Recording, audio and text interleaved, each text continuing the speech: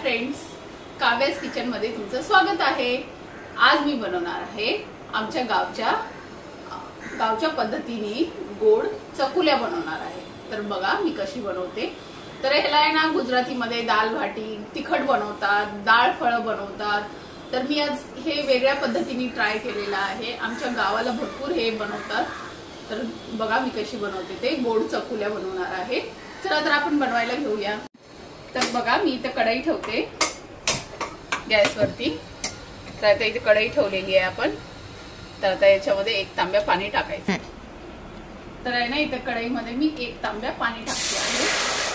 आपली तांब्या पाणी टाकलेलं आहे। तर आता त्याच्यामध्ये आपल्याला गूळ टाकायचा आहे। तर इथं 1 वाटी गूळ घेतलेला आहे।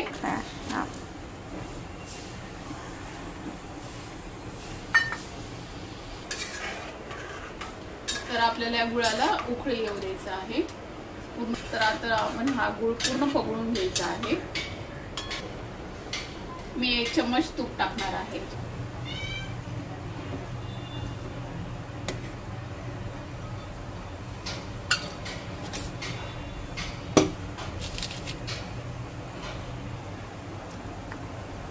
तर हे बघा वेलची, बडीशोप आणि जायफळ याची मी पूड बनवून ठेवलेली आहे। ते थोडंसं याच्यामध्ये टाकणार आहे। तर याच्यामध्ये मी थोडीशी खसखस टाकते। आता याला व्यवस्थित आपल्याला उकळी येऊ द्यायचे।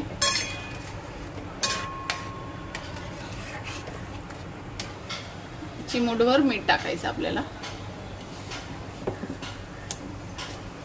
2-1 हे बघा मी इथं खोबरं घेतलेलं आहे। आता आपल्याला त्याला कट करून घ्यायचे, छोटे छोटे तुकडे करून घ्यायचे।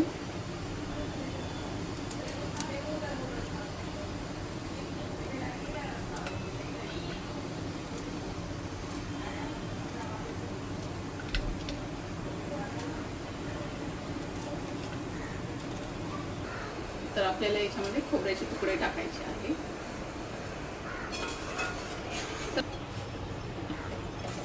गावाला कोणाला काजू बदाम हे सगळं भेटत नाही। गरीब लोक असतात, शेतकरी लोक असतात। तर ते असं म्हणजे खोबऱ्याचे तुकडे करून त्याच्यामध्ये टाकतात। तर अशी पद्धत पण खूप छान लागते, बघा तुम्ही बनवून नक्की। तर आता आपल्याला ह्याच्यामध्ये चपातीची काप टाकायची आहेत। तर बघा मी आता बनवते ते। तर हे मी पीठ मळून ठेवलेलं आहे। आता त्याची आहे ना आपल्याला चपाती लाटून घ्यायची। चपातीचंच पीठ आहे हा, जसं आपल्याला चपातीचं पीठ मळतो ना तेच पीठ आहे। तर आपल्याला ही आता आपल्याला ही चपाती आहे ना एकदम पातळ लाटून घ्यायची आहे।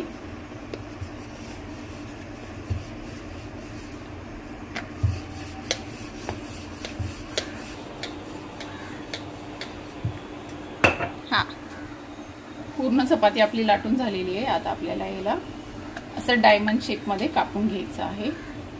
जसं ती डाळ ढोकळी बनवतात ना गुजराती लोक, त्याच पद्धतीने फक्त आपल्याला ह्याला गोड बनवायचं आहे। त्यांनी म्हणजे पिठामध्ये मसाले वगैरे वापरतात, पण आपण हे पिठामध्ये मसाले वगैरे काहीच नाही वापरले, कारण आपल्याला हे गोड बनवायचं आहे ना। मग हे आपण फक्त चपातीचं आपण पीठ मळतो ना त्या पद्धतीनेच पीठ मळायचं आहे ह्याला। तर बघा आता आपल्याला त्याच्यामध्ये टाकून घ्यायचं आहे। तर हे बघा किती मस्त अशी उकळी आलेली आहे आपली ह्याला। तर आपल्याला आहे ना आता हे एक एक करून त्याच्यामध्ये सोडायचंय। हे कसं उकळी आल्यावरतीच पाण्यामध्ये उकळी आली ना तेव्हा सोडायचं आपल्याला, हे त्याच्या आधी नाही सोडायचं। तर ना हे मुलांना खूप हेल्दी पण आहे, खूप टेस्टी पण आहे। माझी आई लहानपणी खूप बनवायची हे, आणि मला आज गावची आठवण आली ना, त्याच्यामुळे मी आज हे तुमच्यासोबत ही रेसिपी शेअर करते। खूप छान लागतं, माझी आईची रेसिपी आहे, तुम्ही नक्की ट्राय करा।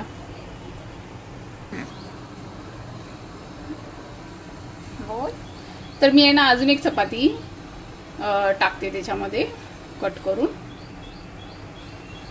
तर जेवढं पाण्यामध्ये बसतं ना आपल्याला तेवढं टाकायचंय।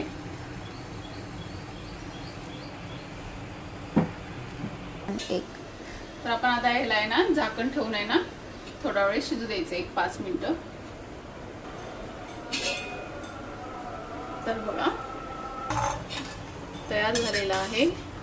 हे सगळं आपल्याला हे वरती तरंगायला लागलं ना, मग समजून जायचं की आपलं हे शिजलेलं आहे। हे बघा कसं ट्रान्सपरंट असं दिसतं।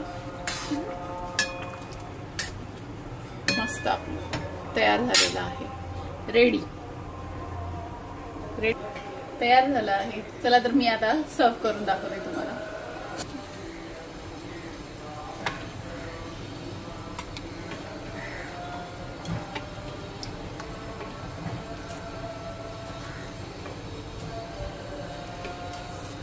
बस बस बस बस खूप झालं।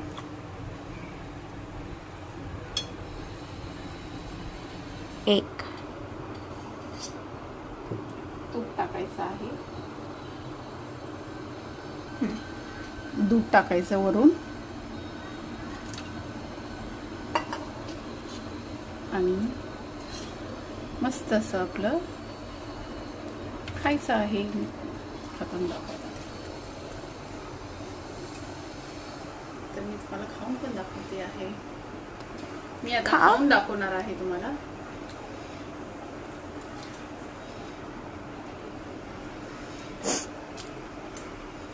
खरंच मैत्रिणींनो, मला लहानपणाची आठवण आली।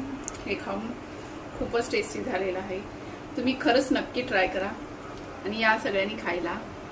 चला बाय।